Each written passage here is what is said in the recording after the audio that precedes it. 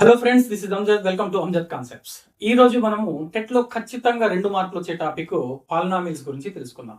ఈ యొక్క 5 minutes video చూడండి, ఖచ్చితంగా మీకు టెట్ లో 2 మార్క్స్ కంపల్సరీ వస్తాయి.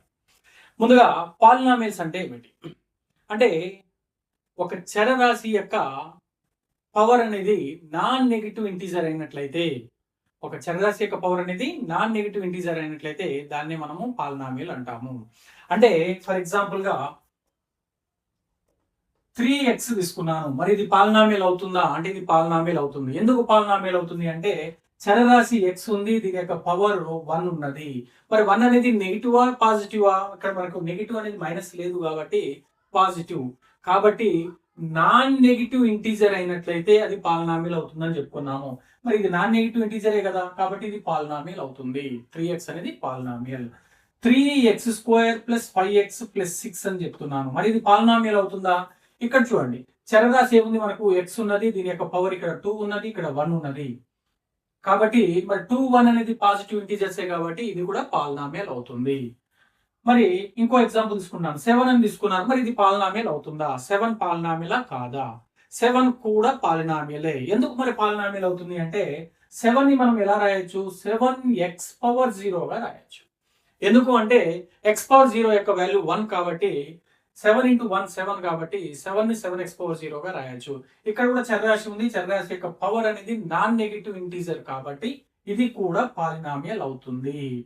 మరి పాలినామియల్ అవుతుంది, బాగుంది. మరి ఏ సందర్భాల్లో పాలినామియల్ కాదో విషయం తెలుసుకుందాం.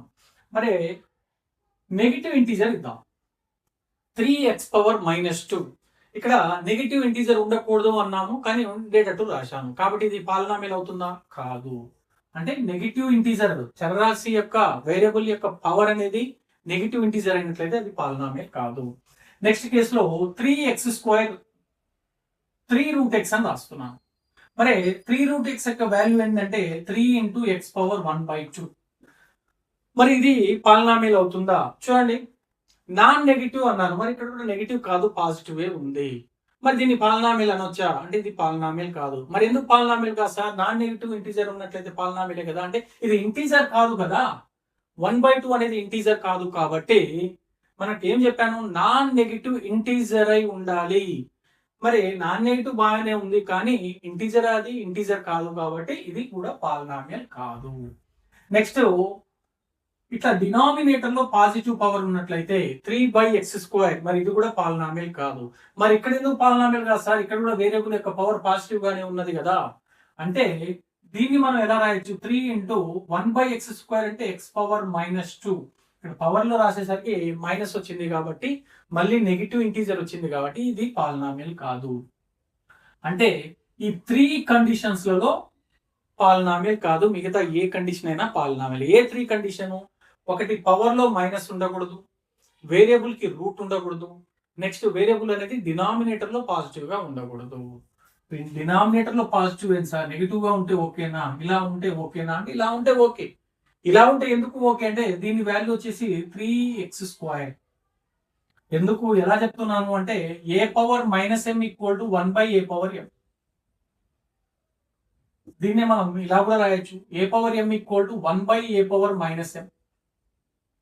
ఈ ప్యాటర్న్ లో ఉంది కాబట్టి 1/a⁻−m 1/x⁻−2 ని x² అని రాయొచ్చు. కాబట్టి ఇది మళ్ళీ పాజిటివ్ ఇంటీజరే కాబట్టి దీన్ని కూడా పాలినామియల్ గా చెప్పొచ్చు. ఈ 3 కండిషన్స్ లో మాత్రము పాలినామియల్ కాదు అని చెప్తాము. ఓకేనా? ఇక్కడి నుంచి కూడా ఒక బిట్ ఇవ్వచ్చు, ఈ క్రింది వాళ్ళలో ఏది పాలినామియల్ కాదు, ఏది బహుపది కాదు అని ఒక డిఫరెంట్ 3 ఎగ్జాంపుల్స్ ఇచ్చి 4 దాంట్లో ఈ మోడల్లో ఏదైనా ఒకటి ఇచ్చి అడుగుతాడు. మనం ఇందులో ఒకటి చూజ్ చేయాల్సి ఉంటుంది. ఇక్కడ 3 కండిషన్స్ అండి. ఒకటి, పవర్ లో మైనస్ ఉండకూడదు, వేరియబుల్ కి రూట్ ఉండకూడదు, లేదా ఇలా ఇచ్చినా సరే x⁻1/2 ఇచ్చినా సరే, అంటే ఇంటీజర్ కాకుండా వేరేది పాజిటివ్ ఏది ఇచ్చినా సరే అప్పుడు కూడా అది పాలినామిల్ కాదు. ఇట్లా డినామినేటర్ లో కూడా ఉన్నట్లయితే పాలినామిల్ కాదు. ఈ 3 కండిషన్స్ ని గుర్తుపెట్టుకోండి. టైప్స్ ఆఫ్ పాలినామిల్ చూద్దాం. మరి టైప్స్ ఆఫ్ పాలినామిల్స్ అనేది బై డిగ్రీస్ ఉన్నవి, బై టర్మ్స్ ఉన్నవి. బై డిగ్రీస్ ఏ విధంగా క్లాసిఫై చేశారో చూద్దాం. By degrees types of polynomials. By degrees చూడండి, ఫర్ ఎగ్జాంపుల్ ఇలా రాశానండి, 0x² + 0x + 0. Zero into something అంటే జీరోనే కదా, అంటే ఈ మొత్తం వాల్యూ మనకి ఏమొస్తుంది, జీరోనే వస్తుంది. మరి ఇది పాలినామియలా, మరి జీరో పాలినామియల్ అవుతుందా, జీరో పాలినామియల్ అవుతుందా, అవుతుంది. దీన్నే జీరో పాలినామియల్ అంటారు.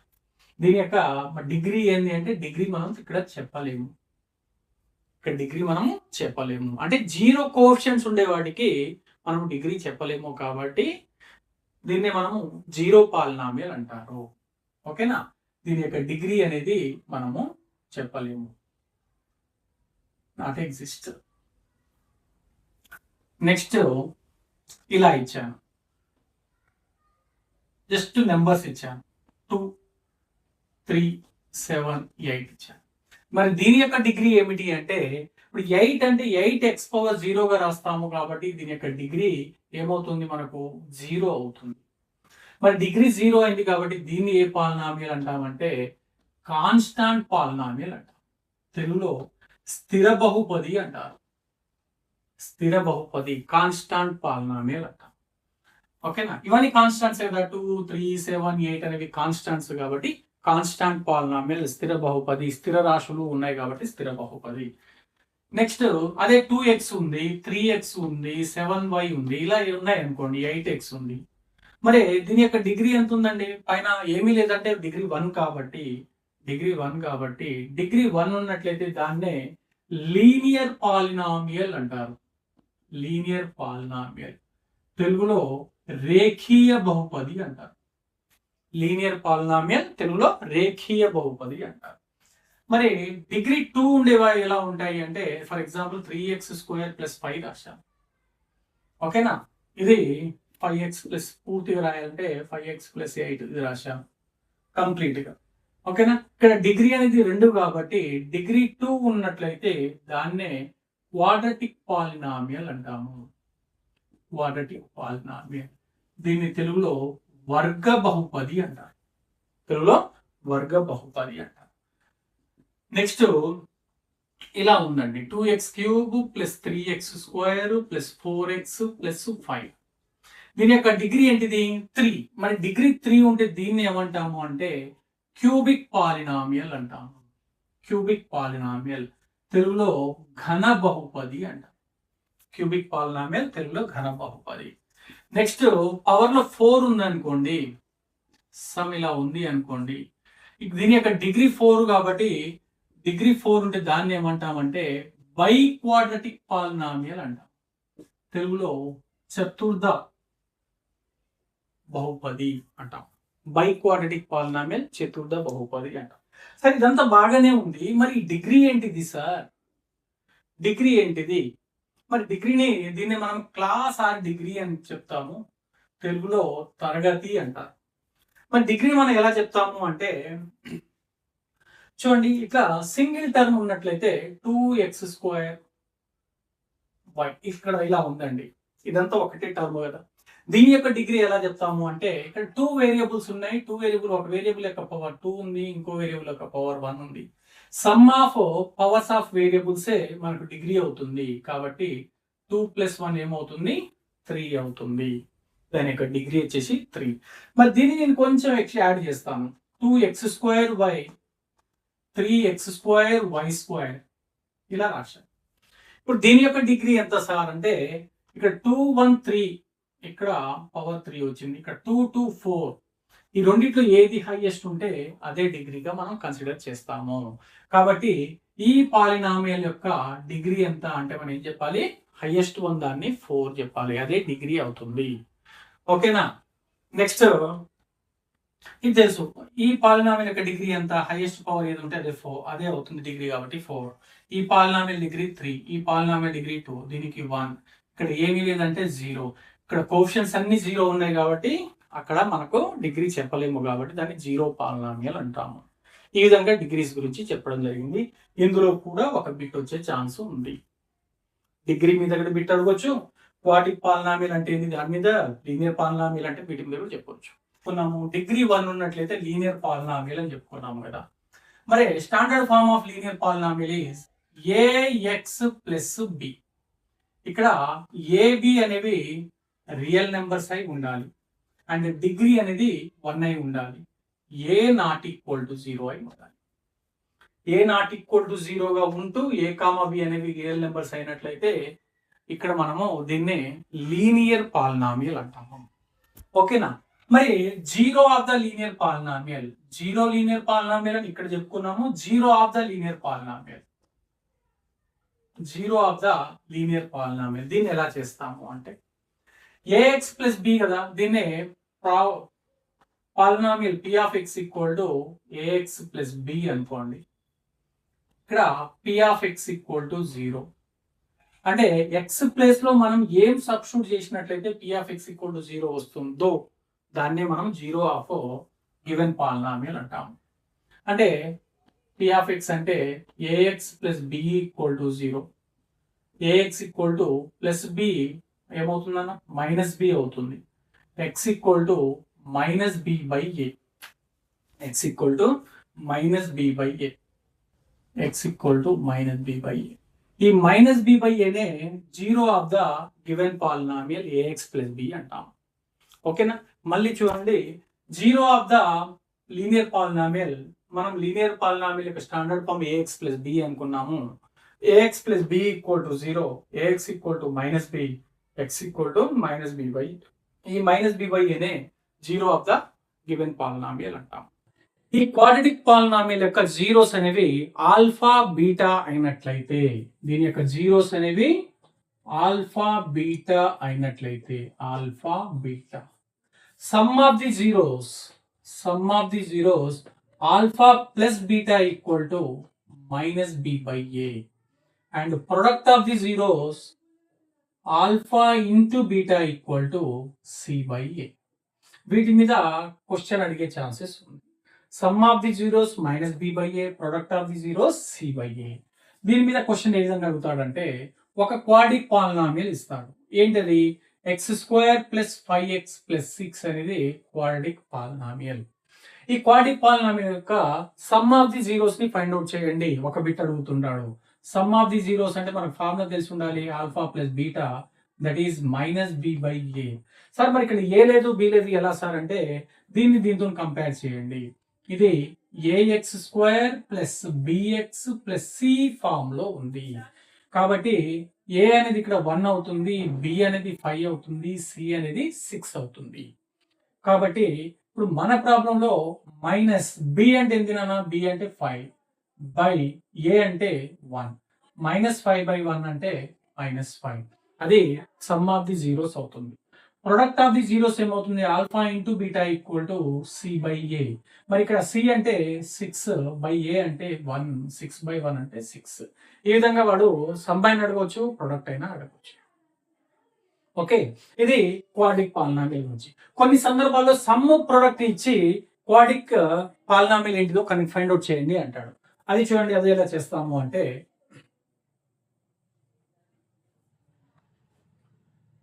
ఇక్కడ చూడండి, if the sum of the zeros of quadratic polynomial is minus 5 and product of the zeros of quadratic polynomial is 6, then find the quadratic polynomial.